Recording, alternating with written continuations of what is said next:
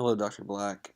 As I'm thinking about and reflecting on the last 2 weeks of learning in interpretive practices, I've really been considering the relationship that the reader has with interpreting text. And I had exegesis classes, New Testament, Old Testament, in undergraduate school, and really heavily emphasized on the author and the text, and with and was introduced to Fee and Stewart in that time, and really kind of shaped the way I viewed interpretation. But it's interesting, kind of having this 6 year gap between undergraduate school and now, how much my own understanding has already shifted without being in an academic setting, um, and so kind of introducing the reader as a part of understanding where the meaning lies in the text. And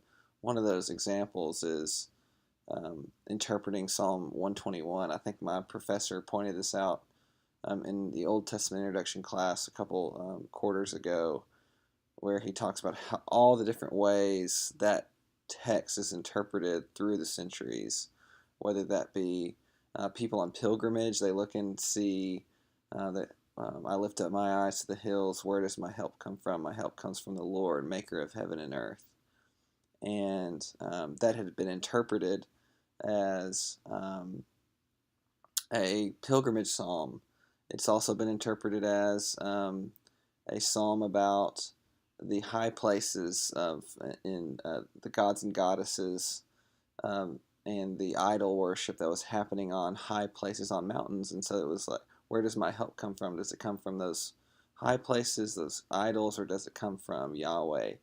And then, I'm a youth minister, and having a student quote this verse as they were on a mountain experience, a wilderness trek experience, and they talked about how that helped, that mantra, saying it over and over and over again, helped them summit the mountain.